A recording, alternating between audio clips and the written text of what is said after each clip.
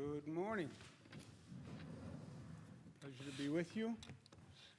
Everybody knows Dr. Malatras, Dr. Zucker, Alyssa DeRosa, Secretary to the Governor, Robert Mejica, Budget Director, also member of the MTA Board. Today's day 62. Feels like just yesterday. Before we look at the numbers, I just want people to recall the context for these numbers and remember what we have accomplished. We were faced with a situation where the infection rate and those numbers were going straight up. That was only 30 days ago that we saw the number of cases, the number of people coming into hospitals, the infection rate, everything was going straight up. That number would have just continued to go straight up. And that's why all the projections, national projections, state projections, local projections, turned out to be incorrect, excuse me, because they were all believing that that line was going to continue to keep going up. What happened is New Yorkers, Americans, changed reality, literally changed reality. They literally changed the path of the virus spread and reverse the spread, and that's what the closed down procedures did, that's what the masks have done, that's what the socially distancing has done. And New Yorkers and all across this country, you saw that number change from that up trajectory to the downward trajectory. That shift in the trajectory reduced by about 100,000 the number of New Yorkers who would have been hospitalized. 100,000 hospitalized. To be hospitalized, you have to be seriously ill. A portion of those 100,000 would have passed away. So all this inconvenience, all this turmoil, for what? To keep 100,000 people out of hospitals. That's for what? And the 100,000 people into hospitals would have overwhelmed the hospital system, would have been chaotic. That's where Italy was. And a number of those 100,000 would have died. So remember that context. And not just for the retrospective, but for the prospective. Our past actions changed the past trajectory. Our present actions will determine the future trajectory. It is that clear. It is cause and effect. You tell me what we do today, I will tell you the number of people sick tomorrow. So every day we get up, every day everyone says, oh my gosh, I have to do this again. Yes, but what you do today is going to determine the number of sick tomorrow. And New Yorkers have continued to do what they have to do, and you see that number of hospitalizations dropping. And that is all good news. And that is a credit to the community and the social conscience and the responsibility of New Yorkers. The question now is, as we're on the decline, how fast is the decline and how far is the decline? How low will the number actually wind up? Right now, we're at about 1,000 new cases per day, okay, in the 900s. 954, 933, 970, 973. That's 4 days. The day before that, it was 1,076. That looks like the number is flattening, is plateauing at about 900, 1,000 cases. 3, 4 days, 5 days, if you want to say, between 900 and 1,100. That is still too high a number of new cases to have every day. It's not where we were. It's a lot better than where we were, for sure. But 1,000 new cases every day is still a very high infection rate. It's still a burden on the hospital system. So we now want to take it to the next level. Let's drill down on those 1,000 new cases. Where are they coming from? Why is the infection rate continuing? Who's getting infected? And let's get more targeted in our response, right? We're fighting this statewide, but you have to wage the battle, wage the war on many fronts. It's a statewide battle. Now that we have it basically stabilized and on the decline, the enemy is on the run, the virus is reducing, let's get more refined, more targeted. And I'm going to be speaking with the hospitals this afternoon and say that we want to get more specific information on those new cases that are coming in the door. Where are they coming from? Who are they? To see if we can come up with a more specific target. If you look at the past few days where the cases have been coming from, this is a 3-day, what they call rolling average. But you see, 17% from Manhattan. Much of it correlates to population, but much of it also correlates with downstate New York.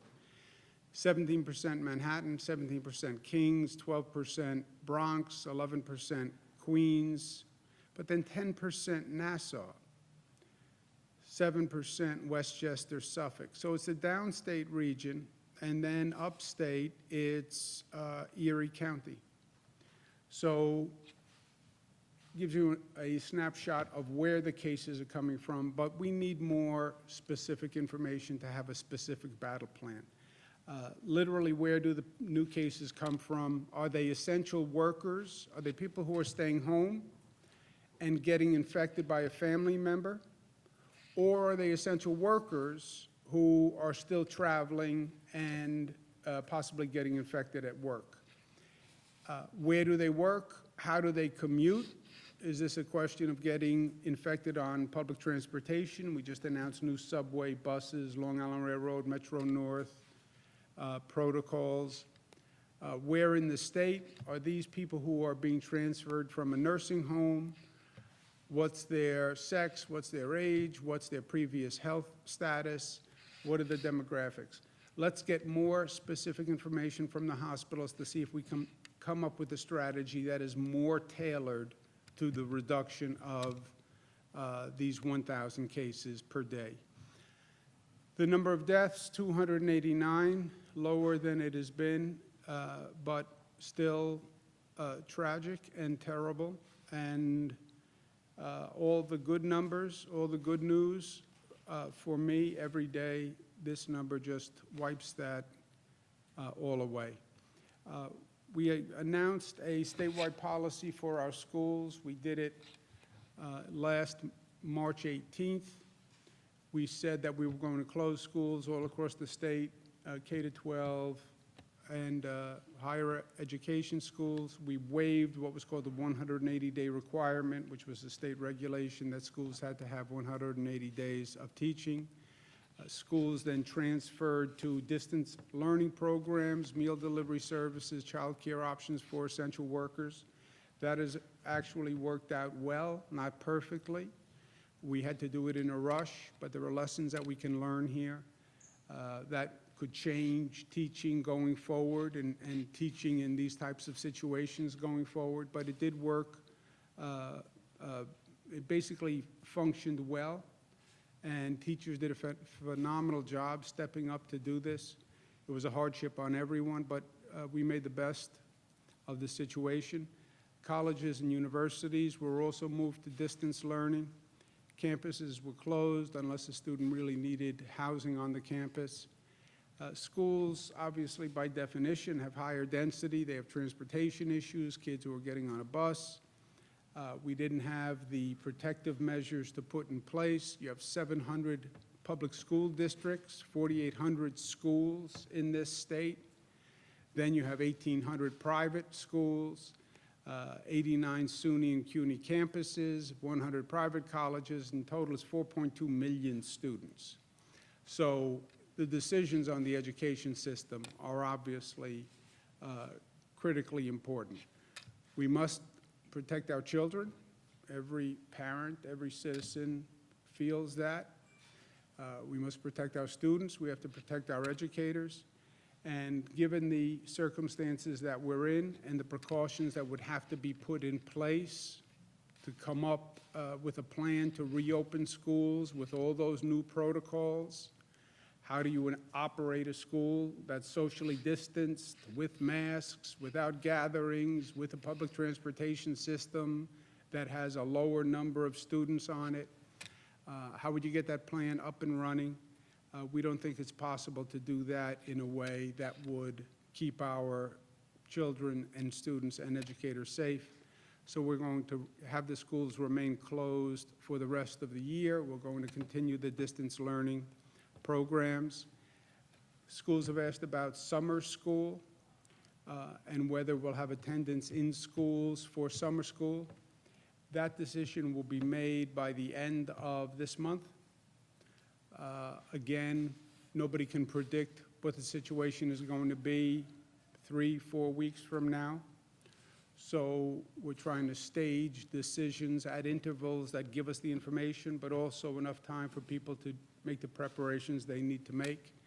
So any decisions on summer schools will be made by the end of this month.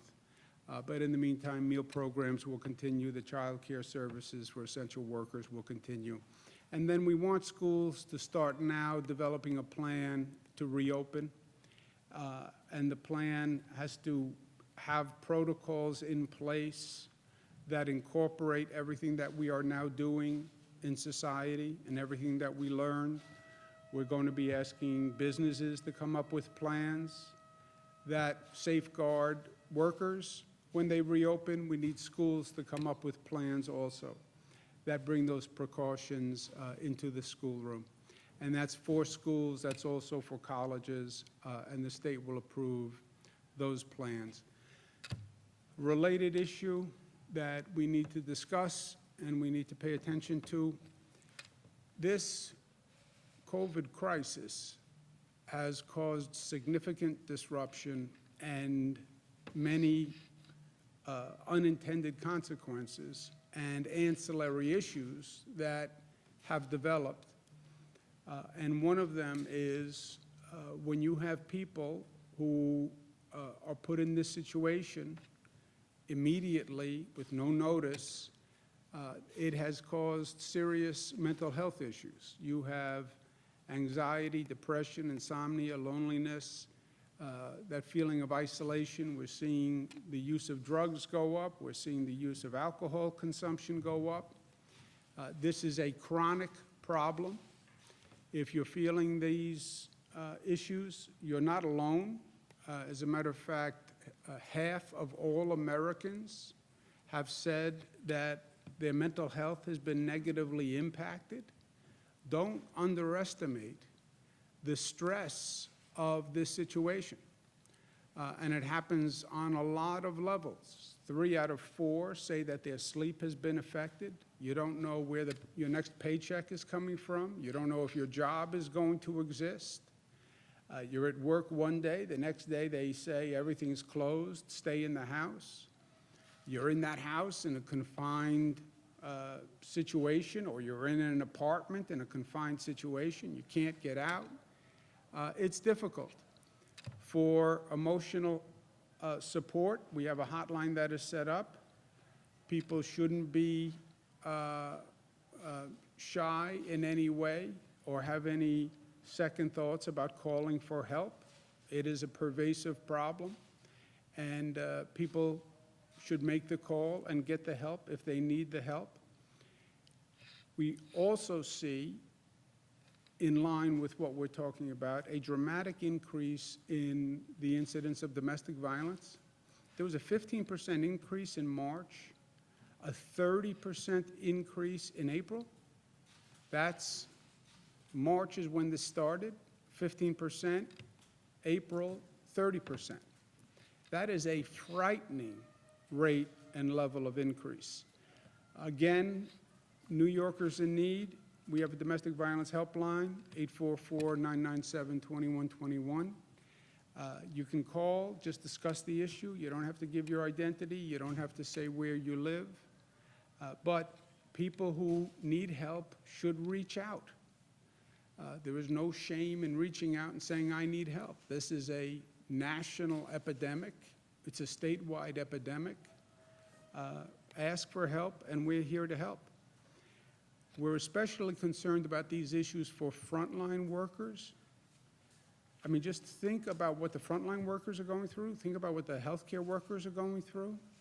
They're working extended hours. They're seeing a large number of people die. They're working in very frightening situations. They're worried about their own health. They're worried that if they get infected, they then have to go home, worry if they're infected, are they bringing that infection home? So this is a terribly stressful, difficult time, especially for the frontline workers.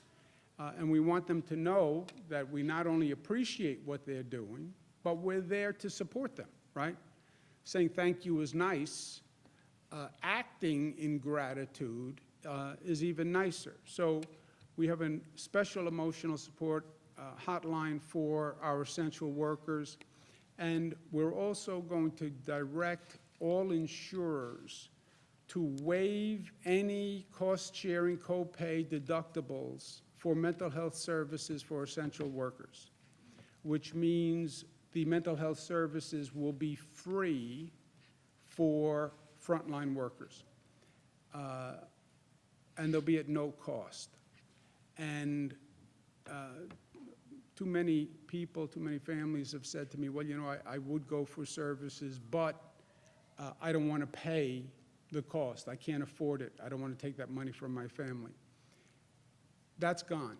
There is no cost to get mental health services. So just wipe that reason away and get the help that you need. It's even if it's even in the best interest of your family. Last point, personal opinion. Who said, when life knocks you on your rear, learn, grow up, and get back up? Was it A.J. Parkinson? It was not A.J. Parkinson. It was me. Nobody ever said that, just me. When life knocks you on your rear, ...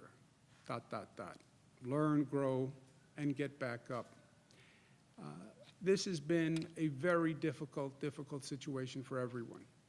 But when life knocks you on your rear, learn and grow.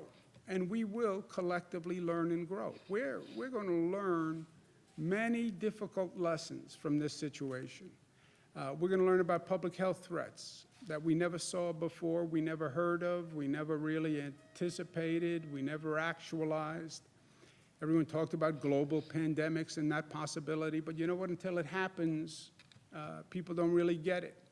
Our hospital system and how that works and how it works in an emergency, how teleeducation works, how telemedicine works, how you keep society functioning during an emergency, how you communicate to people the dangers of a situation without panicking people, because you still need essential workers to come out and do their job. You don't want to panic people where they say, I'm not leaving the house. But you need to communicate the facts so people act responsibly. How do you do that in a short period of time? What do you do about public transportation? We learned a whole lesson with the downstate public transportation system. So there'll be a lot to learn from this, which we will learn and we will be the better for. I believe that. And that's part of life. In the meantime, we have to go day to day, and we try to make the best of a bad situation. You try to find that silver lining through the dark clouds. All of us try to do it in our own way. Everybody is struggling with it in their own way. And that's all across the board. In many ways, this is the great equalizer. It doesn't matter who you are, where you are. This impacts your life dramatically. But personally, if you work at it, maybe you can find a little silver lining. I'm sitting there last night with my daughter, Michaela. She's my baby. The baby is now 22. And she says to me, you know, Dad, think about it. I've spent more time with you now than I will probably spend with you in the rest of my adult life. I said, wow, what does that mean? She said, well, think about it. I've been with you for over a month. I won't be with you for another month for the rest of my adult life, which is kind of jarring because I still think of her as my baby. But you know what? That's probably right. You know, she's 22, she's going to go off, do whatever she does, and then you see her at holidays for a few hours here, maybe you steal a Saturday once in a while. Reminded me of the Harry Chapin song, Cats in the Cradle, which was a great old song from a great man, great New Yorker too. But these are, with all the bizarreness, I haven't been able to see my mother in 2 months, but I have my daughter probably for a longer period of time than I'll probably have for the rest of her adult life. That's probably true. So you try to find the silver lining. You try to stay positive. We stay socially distanced, but we stay spiritually connected. New Yorkers have been so supportive of each other. You can feel it. There's a spirit of community and mutuality. People are there to help one another. People understand that everybody's going through this. Everybody's in stress. You look at the way people have complied with these rules, as annoying as they are, masks, 6 feet, this. That's out of respect one for the other. I love the metaphor of the mask. The mask does not protect me. I wear the mask to protect you. What a beautiful sign of caring, of mutuality. I wear a mask to protect you. That's the spirit, even in this terrible time of difficulty. So yes, you can be socially distanced, but you can be spiritually connected and closer in ways you've never been before. And I believe that's where we are. Because we are New York tough, which means tough, smart, united, disciplined, and loving. Questions? When will states start to submit their reopening plans? Could states start to could schools start to reopen as early as this fall, possibly sooner? We're hearing that New York City, their teachers are looking at remote learning possibly in the fall. Yeah, so I was just wondering about the timeline of all this and what could happen at the earliest. There will be no opening of any school in the state for the remainder of the academic calendar year. We have to decide on summer school. That decision will be made by the end of May. There is no decision on the fall because the fall is a long time away. When will schools start to have to be submitting their plans by? For the It fall? depends when they're going to open. But they should start preparing their plans now because this is going to be a real exercise, you know. We're talking about how manufacturing companies socially distance, how construction companies socially distance. How does a school socially distance, you know? This bizarre setup here, right? Look at this room. How do you run a school like this? How many more rooms would you need to do this? How many more buses do you need to socially distance on a bus? You know, there's a whole, how about a cafeteria? There's a whole set of questions. How about a dorm room? So they should start working on those plans now. How do you ensure that free and available childcare? Just to follow up on what Marina's asking, do you think that teachers can realistically do this and school administrators? I mean, kids are kids. They're going to want to run around and be together in a school setting.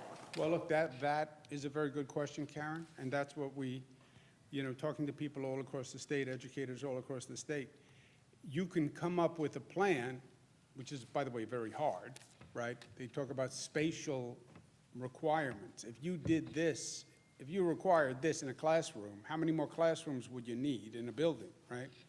But then there's the other question of K to 12, and then how do I get students not to socially distance? You know, how do you tell a 10-year-old don't socially distance? So we're going to err on the side of caution now. That's for the rest of the school year.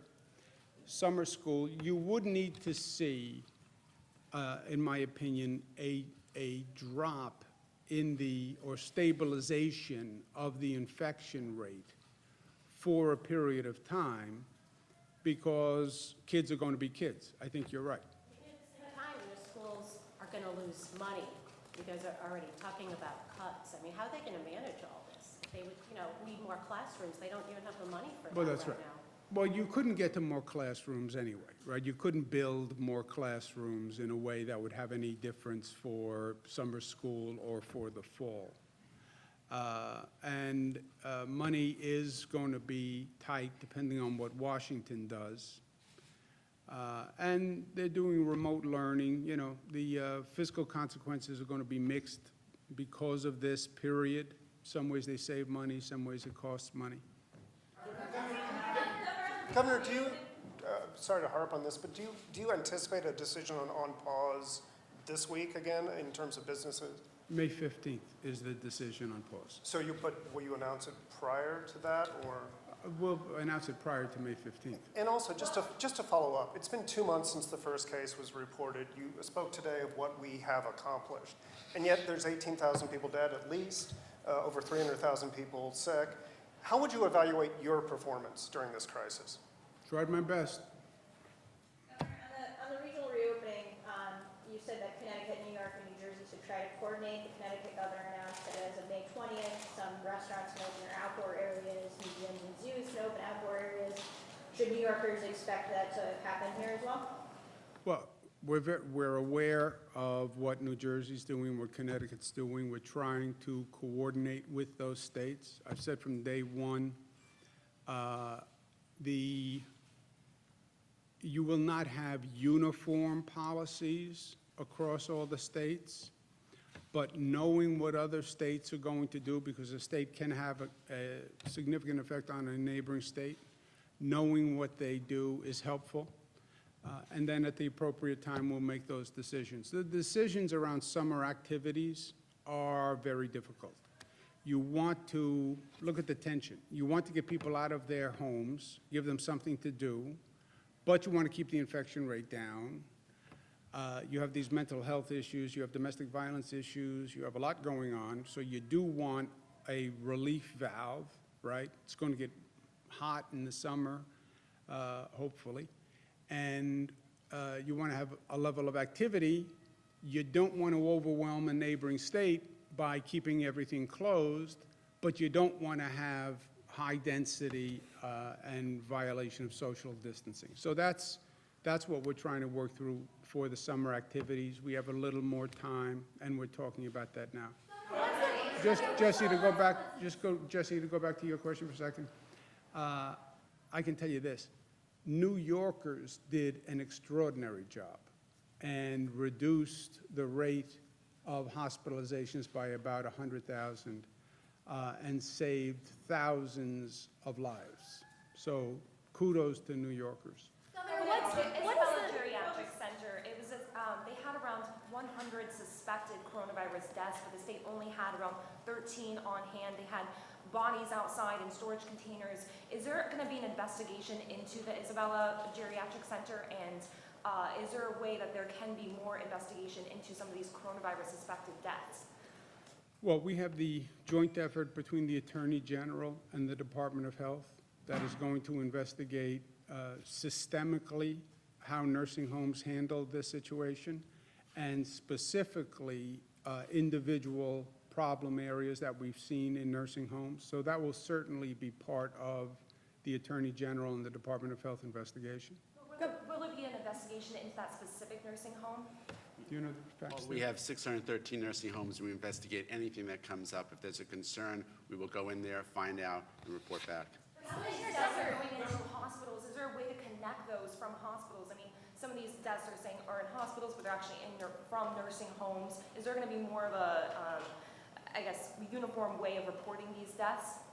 There is a formal, I understand your question. There is a formal process of how we go in to investigate, try to find out what happened, what were the events, what could we do to prevent that in the future, and we're addressing all of them, and whether it's tied to a hospital, tied to the nursing home, or both.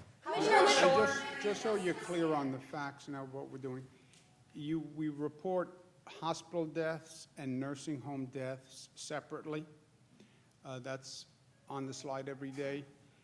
The question we're now asking the hospitals, one of the questions that I posed, was someone transferred from a nursing home to a hospital and then passed away in the hospital?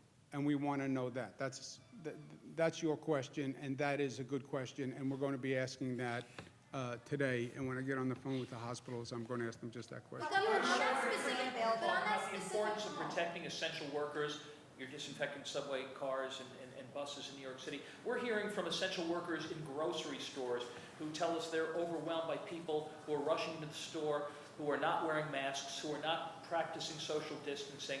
And so I guess the question is, should these stores be refusing to allow customers in who are not wearing masks? And if one of those essential employees is fearful of showing up for work, can they be denied unemployment benefits? The unemployment benefit denial, I don't know. Maybe it's a legal question. I don't know. Maybe Melissa or Rob would know, or we can check. Look, on the grocery stores, if I'm a private grocery store owner and we have these social distancing requirements in place and masks in place, I think, unless the lawyers want to argue with me, if I'm a private grocery store owner, I would deny admission to a person who is not wearing a mask. You could endanger my other patrons. You could endanger my employees. I would do that. I don't know about the behavior inside a store, you know, but I think the private grocery store owner would be in their rights. Summer school, are you talking about for those students who failed or for everyone? Summer school, they will do remote learning. They have to continue to do meals, et cetera. We're talking about summer school attendance in the building. Could you or Bernadette? Commissioner Zucker also explain the discrepancy between the nursing home reported deaths? Because as a follow-up to Morgan's question, that specific spot, there's only 13 reported deaths from that nursing home on the COVID tracker. However, we've got a report that they had 26 or 46 deaths specific to COVID, and then potentially more in the 50s. So what's the explanation for that discrepancy, and what are the consequences for What's that? the name of this nursing home, Bernadette? It's called the Isabella Geriatric Center, and it's in Manhattan. Does anyone know? Jim? We went back and asked the nursing homes to provide more detailed data. What they were doing in some cases, and not others, confirmed plus unconfirmed cases. So what we asked them to do is go back and say what were confirmed and what were unconfirmed. So sometimes the number is higher because those are actually unconfirmed cases that they put into certain reporting. We asked them for the confirmed at first, but to get at this sense of what you're talking about, which is why is the number a little higher, we asked them, do you also include unconfirmed numbers in that as well? And what we're finding is they were also including unconfirmed. So what we're doing is putting together a data set right now that has it by confirmed by nursing home and unconfirmed like we were doing with the others too, but that takes a little time to tease out from the nursing homes. This is coming directly from the nursing home. I'm concerned with that large gap, 13 versus almost 50 deaths that are being reported. That's a very large number. Are there consequences in case nursing homes are not reporting the accurate numbers, and what are those? Commissioner? So this is, as Jim mentioned, there's two parts to this, but this is an evolving situation of the data that's coming in, and we do track this. If there's a concern about a specific nursing home and what the numbers are, we will look into that as well. What are they facing? What penalties, though? They have to attest to the fact that the numbers are true and accurate in every report they submit to us. If the commission at the Department of Health finds that there was intentional misleading or whatever, they can revoke their license, they can fine them penalties under the public health law, they will send people in. I think under this specific instance, the Department of Health will go in and investigate this to see, like we've done with others as well. Sometimes, as the governor and others have said before, this was an emerging situation. There were mistakes made on reporting. Some people reported deaths from December. That's a mistake. Other cases, if there's potential intentional misleading, the Department of Health will investigate those and then do the appropriate actions. Yeah, let me give you the answer, former Attorney General. They are giving you two sets of numbers, right? Confirmed COVID deaths is one number, then unconfirmed possible COVID deaths, which is this vague category. Maybe the person died of COVID, but we're not sure. So unconfirmed deaths, which is a vague category to define. And hospitals are doing the same thing, by the way. The local governments have to submit unconfirmed potential COVID deaths. So that's a little squishy by definition. And then I can see where there's a vagueness in that category. But they submit these numbers under penalty of perjury. You violate, you commit fraud, that is a criminal offense, period. So they can be prosecuted criminally for fraud on any of these reporting numbers. John? These numbers are so high. Are you concerned, because you have been saying the past 2 months, nursing homes will be like a fire through dry grass. Are you concerned that there is this vast gap between the reporting, and also what has the state been doing the past 2 months to alleviate that? Or has this been mainly a county level thing, a facility? You can't alleviate, when they put possible or probable or unconfirmed cause of death. That, by definition, you're asking them a vague question, and they're giving you a vague answer. So there's not, they could argue that's not fraud because they did not know. You're asking them for cause of death. They're saying it's unconfirmed, it's possible, it's probable. But if they misrepresented, then you have a criminal fraud case. John? You said, Governor, regionally, you said reopening, lifting the pause order will be done on a regional basis as we shift into phase 1. So why isn't the school opening or school closure decision made on a regional basis as well? Because it's one thing to say you can figure out how to socially distance in construction, or say you can figure out how to socially distance in a manufacturing facility with adults, and you can figure out social distancing, et cetera. To say we're going to figure out that plan and put it in place in the next few weeks is virtually impossible. You know, you can't get, just think of a school facility, right? And again, go back to this room. You have 30 kids in a classroom, but with social distancing, you can only put 10 kids in a classroom. Okay, then get another 3 classrooms with another 3 teachers. I can't. Cafeteria, at lunchtime, I put 200 kids in a cafeteria. Well, now you can only put 70 kids in the cafeteria. So have them eat in 6 shifts, you know, and figure all this out and get it done in a few weeks.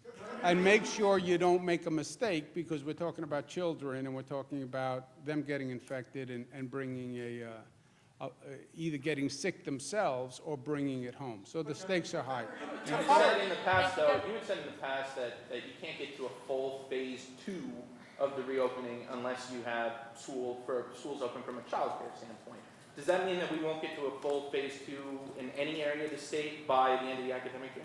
Well, during the academic year, you would need to get to a full phase 2, the schools to be operational, right? You can't say, okay, everybody in the state go back to work, but the schools are closed. It'd be very hard for part of the workforce to do that. But you're at the end of the school year anyway here in a few weeks, right? And then you're in the summer months, and then the big question is going to be September. Are you ready to reopen the schools in September? And if you don't, then you can argue you're not going to be ready for a full business opening if you're not opening the schools in September. I think that's true. Governor, to press on Governor, that, Let me just make sure everyone asks I a have question. 2 questions. I hope you'll answer both.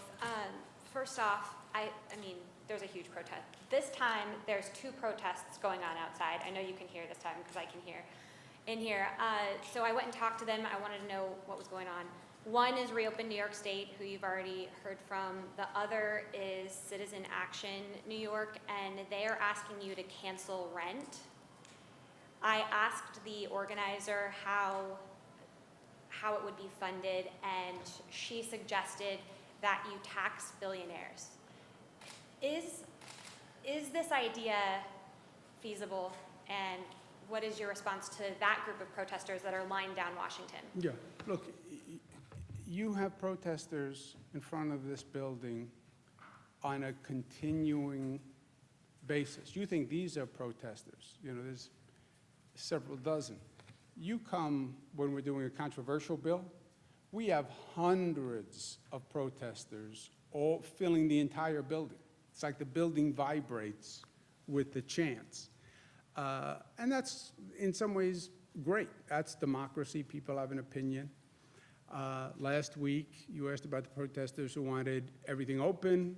The other day, you asked about protesters who wanted everything closed. That's what you get. One day it's everything open, one day it's everything closed. My point is, I get their political opinion. I get the political spectrum. I hear them. I understand why people say, liberate New York, open everything up. I understand why people say, close everything. You're going to kill my children. You know, so I get the arguments. And what I said is, this is not a political decision. Let's make a decision on the facts, et cetera. I get the people who say nobody should have to pay rent. I get that argument. I get the landlords who say, and the building owners who say, if nobody pays rent, I'm going to walk away from my building, and then it's going to be vacant, and I'm not going to pay any bills, because if they don't pay rent, I'm not paying bills, and then you're going to have collapse of buildings. What we're doing is, no one can be evicted for non-payment of rent between now and June. Period. Period. If a person can't pay their rent because of the situation, they cannot be evicted.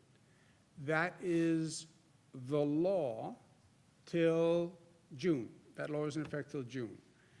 And between now and June, we'll see what happens. We'll figure it out. Then we'll figure out what we need to do in June.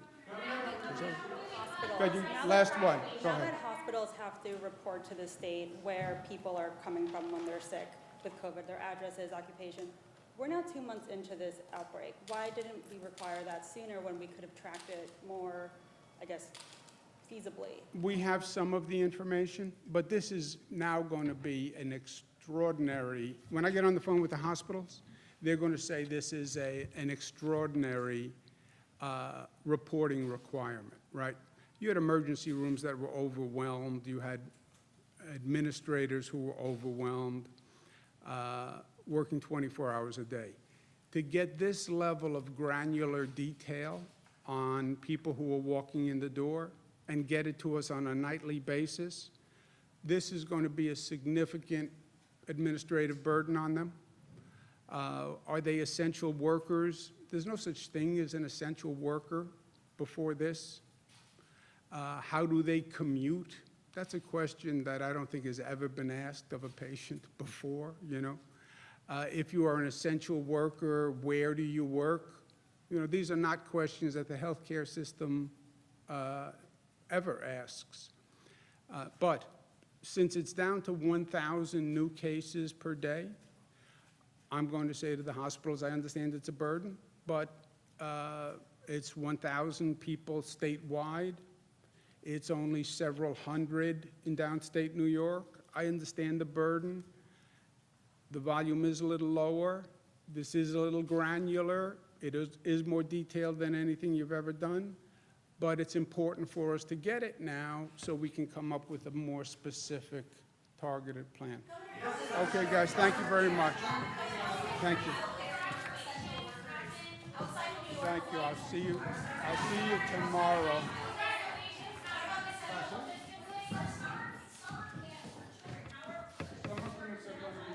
Summer camp decisions will follow the regional decisions. Whatever we do in that region will apply to the summer camp. Thank you, guys. I'll see you tomorrow.